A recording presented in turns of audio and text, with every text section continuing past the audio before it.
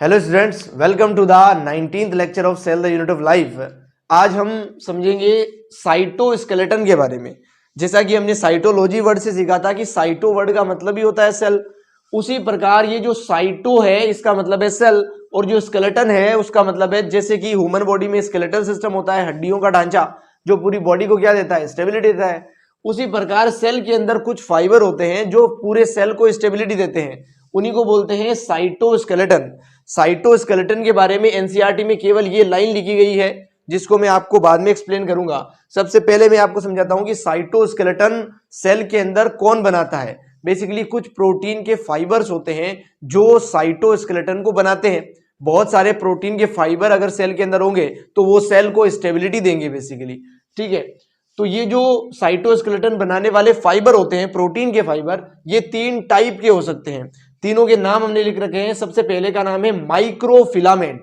Micro word का मतलब ही होता है बहुत ही छोटा, माइक्रो का मतलब होता है बहुत ही छोटा, और मैक्रो का मतलब होता है बड़ा। तो ये जो है माइक्रोफिलामेंट है। माइक्रो का मतलब छोटा, बहुत ही छोटे फिलामेंट है। फिलामेंट का मतलब होता है तंतु, बहुत ही पतली स्ट्रक्चर बेसिकली। और अगला लिखा है इंटरमीडिएट फाइबर। इंटर का मतलब होता है बीच में, मीडिएट का मतलब मध्यम बेसिकली, यानी कि बीच के जो फाइबर है वो ये है।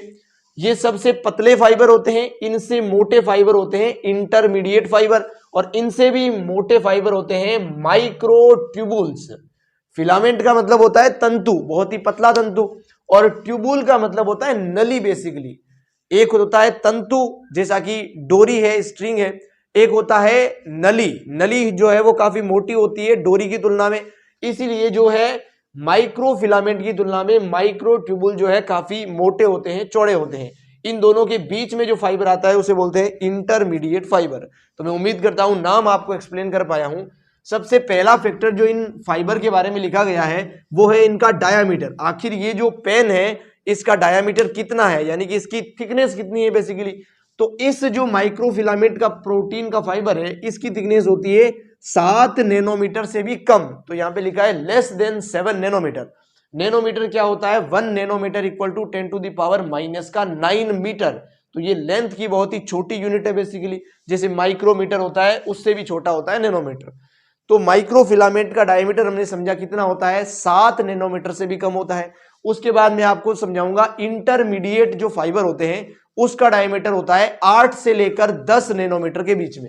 इसका कितना होता है, 8 से लेकर 10 नैनोमीटर के बीच में। अगर कोई फाइबर 10 नैनोमीटर से लेकर 25 नैनोमीटर के बीच में लाई करता है तो वो होता है माइक्रोट्यूबुल बेसिकली। सेल के अंदर बहुत सारे फाइबर मिलते हैं, अगर उस फाइबर का डायमीटर 7 नैनोमीटर से कम है तो उसे क्या बोलेंगे, माइक्रोफिलामेंट। अगर उसका डायमीटर 8 से लेकर 10 नैनोमीटर के बीच में है तो उसे बोलेंगे इंटरमीडिएट फाइबर। और अगर उसका डायमीटर 10 से लेकर 25 नैनोमीटर के बीच में लाई करता है तो उसे क्या बोलेंगे, माइक्रोट्यूबुल का फाइबर बोलेंगे बेसिकली। ये जो फाइबर होते हैं ये बेसिकली एक स्ट्रिंग के जैसे हैं। ऐसा भी हो सकता है कि ये स्ट्रिंग अंदर से सॉलिड हो, अंदर भी मटेरियल भरा हो, और ऐसा भी हो सकता है कि ये अंदर से होलो हो, खोखले हो। खोखला कोई स्ट्रक्चर, जैसे आपने टेनिस की बॉल देखी होगी, वो अंदर से खोखली होती है ना, उसे बोलेंगे होलो स्ट्रक्चर। और आपने देखा होगा लड्डू, लड्डू जो है वो अंदर से भी उसके अंदर मटेरियल होता है तो उसे बोलते हैं सॉलिड। तो ये जो माइक्रोफिलामेंट टाइप के फाइबर होते हैं ये अंदर से सॉलिड होते हैं, इनके अंदर भी मटेरियल होता है। उसके अलावा जो इंटरमीडिएट और माइक्रोट्यूबुल्स के जो फाइबर होते हैं वो दोनों ही अंदर से खोखले होते हैं, इसलिए लिखा गया है होलो। मैं उम्मीद करता हूं आपको समझा पा रहा हूं। ये तीनों ही फाइबर जो है बनते किसके हैं, प्रोटीन्स के बनते हैं। तो उस प्रोटीन का नाम क्या है, बेसिकली हमने यहां पे लिखा है माइक्रोफिलामेंट बनता है एक्टिन प्रोटीन का। जो इंटरमीडिएट फाइबर होते हैं वो 3 प्रोटीन से बनते हैं बेसिकली, उनके नाम है विमेटिन, लेमिन और किरेटिन प्रोटीन्स। इन 3 प्रोटीन से मिलकर क्या बनता है, इंटरमीडिएट फाइबर बनता है। ऐसा नहीं है कि इंटरमीडिएट का एक फाइबर 3 प्रोटीन से बनता है, अलग अलग इंटरमीडिएट के फाइबर अलग अलग प्रोटीन से बनते हैं। जैसे कि अब जब फंक्शन पढ़ेंगे तो मैं आपको बताऊंगा, किरेटिन प्रोटीन से बनने वाला एक इंटरमीडिएट फाइबर होता है जिसे हम बोलते हैं टोनोफाइब्रिल्स, जो मिलता है डेस्मोसोम के अंदर। इसकी बात थोड़ी आगे करेंगे, प्लीज वेट दिस। तो हमने समझा कि माइक्रोफिलामेंट एक्टिन प्रोटीन का बनता है, उसके बाद समझा इंटरमीडिएट फिलामेंट या फाइबर जो है बेसिकली वो किसका बनता है, विमेटिन, लेमिन और किरेटिन प्रोटीन का बनता है।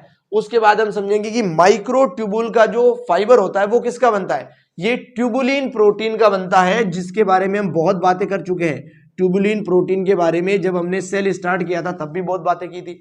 ट्यूबुलिन प्रोटीन का क्या बनता है, माइक्रोट्यूबुल्स बनते हैं बेसिकली। ये जो प्रोटीन हमने पढ़ा, एक्टिन, वेमिन, लेमिन और किरेटिन और यहाँ पे ट्यूबुलिन, इन प्रोटीन के स्ट्रक्चर आखिर कैसे होते हैं। अगर वो गोल होते हैं तो उसे बोलेंगे ग्लोबुलर स्ट्रक्चर, अगर वो रॉड लाइक स्ट्रक्चर होता है तो उसे बोलेंगे रॉड लाइक स्ट्रक्चर, अगर वो गोल होता है तो फिर से बोलेंगे ग्लोबुलर। यहाँ पे जो इंटरमीडिएट टाइप का फाइबर होता है वो कैसा होता है, रॉड लाइक प्रोटीन होता है। बाकी माइक्रोफिलामेंट को बनाने वाला एक्टिन प्रोटीन और माइक्रोट्यूबुल को बनाने वाला ट्यूबुलिन प्रोटीन, दोनों ही कैसे होते हैं, ग्लोबुलर होते हैं, गोल स्ट्रक्चर होता है इन प्रोटीन के पार्टिकल का बेसिकली। ये प्रोटीन जो होता है एक्टिन प्रोटीन, ये कॉन्ट्रेक्टाइल होता है ना। कॉन्ट्रेक्टाइल का मतलब क्या है, जो कॉन्ट्रैक्ट हो सके उसके बाद वापस से रिलैक्स भी हो सके, ऐसा प्रोटीन है जिसमें कॉन्ट्रैक्शन और रिलैक्सेशन हो सकते हैं, कॉन्ट्रेक्टाइल है। ये दोनों जो प्रोटीन है ये दोनों ही नॉन कॉन्ट्रेक्टाइल प्रोटीन है, यानी कि इनमें कॉन्ट्रैक्शन और रिलैक्सेशन होते ही नहीं है। अगर इनको कॉन्ट्रैक्ट करोगे तो ये दोनों फिलामेंट जो है, फाइबर जो है, ये टूट जाएंगे बेसिकली, क्योंकि ये नॉन कॉन्ट्रेक्टाइल है। और इसको अगर आप बेंड करते हो तो इसमें बेंडिंग आसानी से हो जाएगी, क्योंकि इसमें कॉन्ट्रैक्शन रिलैक्सेशन हो सकता है बेसिकली। अगली हम बात करते हैं कि ये फिलामेंट सेल के अंदर आकर मिलते कहां पर है, तो साइटोप्लाज्म के अंदर तीनों टाइप के क्या मिलेंगे, फिलामेंट मिलेंगे बेसिकली। इसलिए तो बोलते हैं साइटोस्केलेटन, सेल के अंदर का स्केलेटन है, क्योंकि साइटोप्लाज्म में सारे टाइप के क्या मिलते हैं, फाइबर मिलते हैं बेसिकली। लेकिन न्यूक्लियस के अंदर केवल एक ही टाइप के फाइबर मिल सकते हैं, वो है इंटरमीडिएट फाइबर। जो इंटरमीडिएट फाइबर है वो कहां पे भी मिल सकते हैं, न्यूक्लियस में भी। साइटोप्लाज्म में तो सारे ही मिलते हैं, न्यूक्लियस में कौन मिलेगा, इंटरमीडिएट फाइबर मिलेगा। तो मैं उम्मीद करता हूं इतने पॉइंट मैं आपको समझा पाया हूं। आगे इन फाइबर के फंक्शंस लिखे हैं जिनको एक एक करके मैं डिटेल में समझाता हूं। माइक्रोफिलामेंट जो होता है वो करता है साइटोकाइनेसिस किसी भी एनिमल सेल के अंदर। अब साइटोकाइनेसिस क्या होता है, साइटो का मतलब ही होता है सेल और काइनेसिस का मतलब होता है काइनेटिक एनर्जी। सेल को काइनेटिक एनर्जी कब मिलती है, जब सेल डिवाइड करता है तो उसके अंदर साइटोप्लाज्म का जो डिवीजन होता है उसे बोलते हैं साइटोकाइनेसिस। सेल काइनेटिक एनर्जी मिली है उस सेल को, इसलिए वो क्या कर रहा है, वो डिवीजन कर रहा है, और साइटोप्लाज्म का जो डिवीजन है उसी को बोलते हैं साइटोकाइनेसिस। अगर एनिमल सेल के अंदर साइटोकाइनेसिस होना है तो वो कौन से मेथड से होगा, ये सारी बातें हम पहले ही कर चुके हैं। उसको करवाएगा कौन, माइक्रोफिलामेंट के फाइबर करवाएंगे। यानी कि ये जो फाइबर है ये उस प्लाज्मा मेम्ब्रेन के ऊपर एक एक रिंग बनाते हैं, और वो रिंग जो है अंदर की तरफ कॉन्ट्रैक्ट होती है, क्योंकि ये कैसे हैं, कॉन्ट्रैक्टाइल प्रोटीन है। वो रिंग अंदर की तरफ कॉन्ट्रैक्ट होती है और ये दो अलग अलग सेल बन जाते हैं। जैसे ये एक सेल था, यहां पर और यहां पर प्रोटीन लगे और वो बीच में से कॉन्ट्रैक्ट हो रहे हैं, तो ये दो अलग अलग क्या बन गए, सेल बन गए। तो साइटोकाइनेसिस यानी साइटोप्लाज्म का डिवीजन कौन करवाता है, माइक्रोफिलामेंट ही करवाते हैं बेसिकली। यही कॉन्ट्रैक्टाइल होकर इसको रिस्पॉन्स करते हैं। अगला लिखा है साइक्लोसिस। सेल के अंदर मटेरियल को एक जगह से दूसरी जगह पहुंचाने के लिए साइटोप्लाज्म जो है वो लगातार मोशन में रहता है, इसी मोशन को बोलते हैं साइक्लोसिस। किसी भी सेल के अंदर साइक्लोसिस अगर हो रहा है तो उसे कौन से फाइबर करवाते हैं, बेसिकली माइक्रोफिलामेंट के जो फाइबर होते हैं वो साइक्लोसिस भी करवाते हैं।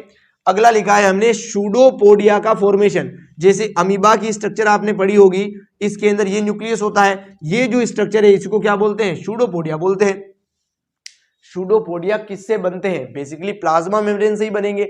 अगर ये प्लाज्मा मेम्ब्रेन से ही बनेंगे तो प्लाज्मा मेम्ब्रेन के ऊपर आकर कौन जुड़ेगा, माइक्रोफिलामेंट। उसके बाद माइक्रोफिलामेंट कॉन्ट्रैक्ट और रिलैक्स करेंगे, जिससे कुछ इस प्रकार की स्ट्रक्चर बनेगी जिसे सूडोपोडिया बोलते हैं। बेसिकली ये अमीबा में देखने को मिलते हैं सूडोपोडिया। आगे की बायोलॉजी में और डिटेल समझेंगे इनकी, साइक्लोसिस की, सूडोपोडिया की, साइटोकाइनेसिस की, तब ये चीजें आपको और क्लियर होती रहेगी। तो मैं उम्मीद करता हूं यहां तक चीजें क्लियर है आपके। इंटरमीडिएट फाइबर के फंक्शन की बात करते हैं अब हम। तो ये जो फाइबर होते हैं ये होल्ड करके रखते हैं, पकड़े हुए रखते हैं, किनको, सेल ऑर्गेनेल्स को। सेल के अंदर जितने भी ऑर्गेनेल है, जैसे ईआर है, गोल्जी बॉडी है, लाइसोसोम है, वैक्यूल है, इनको अपनी जगह पे रखने का काम कौन करते हैं, इंटरमीडिएट के फाइबर करते हैं। और उसके अलावा जो आपका न्यूक्लियस है उसे भी जगह पे कौन रखते हैं, इंटरमीडिएट फाइबर रखते हैं, क्योंकि न्यूक्लियस के अंदर यही तो प्रेजेंट है। तो न्यूक्लियस के चारों तरफ भी इंटरमीडिएट होते हैं, न्यूक्लियस के अंदर भी क्या होते हैं, इंटरमीडिएट होते हैं।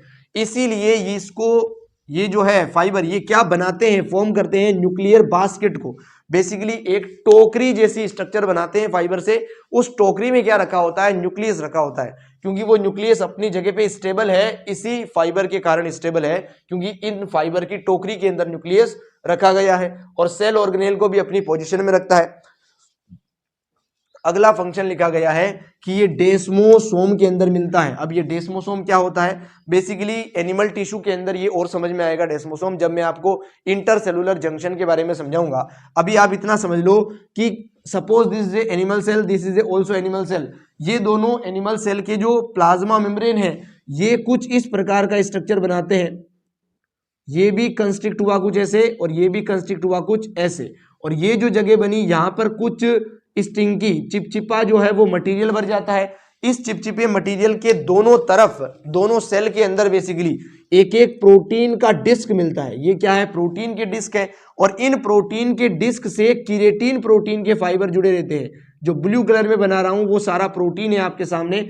जो राउंड स्ट्रक्चर बनाया है ब्लू कलर में वो तो है प्रोटीन का डिस्क, और ये जो फाइबर लाइक स्ट्रक्चर है इन्हीं का नाम क्या है, टोनोफाइब्रिल्स है। और ये टोनोफाइब्रिल्स किसके बनते हैं, ये केराटिन प्रोटीन के बनते हैं बेसिकली टोनोफाइब्रिल्स। ये जो पूरा स्ट्रक्चर बना है इसी को बोलते हैं डेस्मोसोम, इसी को मैक्यूला डेंसा एडेरिंग जंक्शन या फाइब्रिलर जंक्शन भी बोलते हैं। डिटेल हम बाद में पढ़ेंगे, अभी आप सिर्फ इतना ध्यान में रखो कि डेस्मोसोम के अंदर जो टोनोफाइब्रिल्स के फाइबर मिलते हैं वो एक प्रकार के क्या है, इंटरमीडिएट फाइबर है, क्योंकि वो किसके बनते हैं, केराटिन के बनते हैं, और उनका जो डायामीटर है वो भी 9 नैनोमीटर के करीब होता है।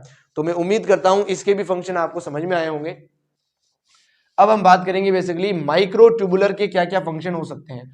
जैसे कि माइक्रोफिलामेंट ने साइटोकाइनेसिस कराया था एनिमल सेल ने, उसी प्रकार माइक्रोट्यूबुलर जो होते हैं वो साइटोकाइनेसिस कराते हैं किसी भी प्लांट सेल के अंदर, क्योंकि प्लांट सेल के अंदर साइटोकाइनेसिस होना थोड़ा डिफिकल्ट है। हमने पढ़ा था सेल वॉल कैसे बनती है, जो स्पिंडल फाइबर के फ्रेगमेंट होते हैं, टुकड़े, वो बीच में आके जमा हो जाते हैं जिससे फ्रेगमोप्लास्ट बनता है। अब उसके ऊपर प्योर पेक्टिन भेजती है गोल्जी बॉडी जिससे सेल प्लेट बनती है। उस सेल प्लेट के ऊपर कैल्शियम और मैग्नीशियम आता है जिससे मिडल लेमेला बनता है। उस मिडल लेमेला के ऊपर फिर से पेक्टिन आता है गोल्जी बॉडी से जिससे प्राइमरी सेल वॉल बनती है। उस प्राइमरी सेल वॉल के ऊपर लिग्निन आता है जिसकी वजह से क्या बनती है, सेकेंडरी सेल वॉल बनती है। तो कुछ इस प्रकार से सेल वॉल का फॉर्मेशन होता है। ये जो सेल वॉल बनी है क्या ये दो एक ही सेल के अंदर बनेगी तब 2 सेल बन जाएंगे? इसका मतलब है कि सेल का साइटोप्लाज्म डिवाइड हुआ है तभी तो सेल वॉल नहीं बनी है। नई सेल वॉल को बनाते कौन है, माइक्रोट्यूबुल्स, या फिर आप कह लो स्पिंडल फाइबर के टुकड़े। लेकिन स्पिंडल फाइबर भी किससे बनता है, ट्यूबुलिन प्रोटीन से। तो स्पिंडल फाइबर भी एक टाइप का क्या है, माइक्रोट्यूबुल है, जो किसको बनाता है, सेल प्लेट, फ्रेगमोप्लास्ट, इन स्ट्रक्चर को बनाता है बेसिकली। अगर ये इनको बना रहा है तो क्या ये 2 सेल के साइटोप्लाज्म को डिवाइड कर रहा है, बिल्कुल कर रहा है, इसलिए लिखा है साइटोकाइनेसिस कर रहा है। ये साइटोप्लाज्म को डिवाइड कर रहा है किसके अंदर, प्लांट सेल के अंदर। अगला तो हम समझ ही चुके हैं, सेल प्लेट का फॉर्मेशन यही करवाते हैं। स्पिंडल फाइबर जो होते हैं वो एक टाइप के माइक्रोट्यूबुल के फाइबर ही होते हैं। देखो क्रोमोसोम का मूवमेंट कौन कराता है, स्पिंडल फाइबर कराते हैं। तो स्पिंडल फाइबर एक टाइप के माइक्रोट्यूबुल है जो क्या करवाते हैं, क्रोमोसोम का मूवमेंट कराते हैं। और सेल का मूवमेंट कराने के लिए जो स्ट्रक्चर है वो सीलिया और फ्लैजिला होते हैं। आगे के लेक्चर्स में हम सीलिया और फ्लैजिला का डिटेल स्ट्रक्चर भी देखेंगे। अभी आप इतना समझ लो कि सेल के बाहर लोकोमोशन करवाने के लिए जो स्ट्रक्चर होते हैं उन्हीं का नाम होता है सीलिया और फ्लैजिला। दोनों अलग अलग स्ट्रक्चर है, डिटेल में हम इनकी बात करेंगे। जैसा कि हमने पढ़ा था सेंट्रोसोम के बारे में, जो केवल एनिमल सेल में मिलता है, प्लांट के अंदर नहीं मिलता। उसके अंदर होते हैं सेंट्रियोल। एक सेंट्रोसोम में 2 सेंट्रियोल होते हैं। उन सेंट्रियोल का जो फॉर्मेशन है वो किस टाइप के फाइबर से होता है, माइक्रोट्यूबुल टाइप के फाइबर से होता है। तो चाहे स्पिंडल फाइबर बोलो, चाहे सेंट्रियोल बोलो, चाहे सेंट्रोसोम बोलो, चाहे सीलिया बोलो, फ्लैजिला बोलो, इन सब को कौन बनाते हैं, माइक्रोट्यूबुल्स बनाते हैं। तो मैं उम्मीद करता हूं आपको ये फंक्शन भी समझ में आए होंगे। तो आज के लेक्चर में हमने साइटोस्केलेटन के 3 टाइप समझे। अब मैं आपको समझाऊंगा इस एनसीईआरटी की लाइन को। इतना समझने के बाद, अच्छे से नोट्स बनाने के बाद और याद करने के बाद इस लाइन को देखोगे तो ये लाइन हवा में उड़ने लगेगी। देखना अभी, एन इलोबरेट, इलोबरेट का मतलब होता है फैला हुआ, बेसिकली विस्तारित, नेटवर्क ऑफ फिलामेंटस प्रोटीनियस क्या ये तीनों ही प्रोटीन के बने हैं? बिल्कुल बने हैं, प्रोटीनियस है। क्या ये फिलामेंट की तरह है, इसीलिए तो वर्ड लिख रहे हैं फिलामेंट या फिर फाइबर। क्या ये नेटवर्क है, एक जाल जैसा बन जाएगा पूरे सेल में? जब इतने सारे फाइबर होंगे तभी तो एक जाल जैसा बनेगा। ये बहुत ही फैला हुआ जाल है पूरे सेल के अंदर। क्या एक एक वर्ड समझ में आ रहा है? स्ट्रक्चर से ऑब्वियसली कहां पे प्रेजेंट होते हैं? साइटोप्लाज्म में प्रेजेंट होते हैं, लेकिन यहाँ पे साइटोप्लाज्म के अलावा ये न्यूक्लियस में भी प्रेजेंट हो सकते हैं। एनसीईआरटी में इतनी डिटेल नहीं है, लेकिन हमने समझ लिया है कि ये can also present in nucleus also. तो यहाँ पे लिखा है present in the cytoplasm is collectively referred to as cytoskeleton. ऐसे फाइबर जो बहुत ही बड़ा जाल बनाते हैं सेल के अंदर, उसी को सम्मिलित रूप से क्या बोला गया है? साइटोस्केलेटन बोला गया है। बेसिकली इनके 3 फंक्शन एनसीईआरटी में मेंशन किए गए हैं। सबसे पहला है मैकेनिकल सपोर्ट। क्या ये सेल को सपोर्ट करेंगे? ऑब्वियसली करेंगे। क्या ये मोटिलिटी? मोटिलिटी का मतलब होता है सेल का मूवमेंट। बेसिकली सेल का लोकोमोशन कौन कराते हैं? सीलिया और फ्लैजिला। तो क्या सेल की मोटिलिटी भी कौन डिसाइड करेगी? सीलिया और फ्लैजिला। यानी कि माइक्रोट्यूबुल के जो फाइबर होते हैं वो मोटिलिटी के लिए रिस्पॉन्सिबल है। उसके अलावा शेप को मेंटेन कौन करेगा? शेप को ये तीनों फाइबर मिलके मेंटेन करेंगे बेसिकली, क्योंकि ये जो है वो ऑर्गेनेल्स को पकड़े हुए रखता है, मैकेनिकल सपोर्ट भी यही देता है, और तीनों मिलकर क्या करते हैं? सेल का शेप जो है वो मेंटेन करते हैं। तो ये थी एनसीईआरटी की 2 लाइनें बेसिकली, एक में फंक्शन और एक इसके बारे में था। तो मैं उम्मीद करता हूं आपको समझ में आया है। अगर फिर भी आपका कोई डाउट हो इस टॉपिक से रिलेटेड तो आप कमेंट कर सकते हैं, मैं इसका रिप्लाई अवश्य करूंगा। तो थैंक यू सो मच, मिलते हैं अगले लेक्चर में, तब तक चिल देन, गुड बाय।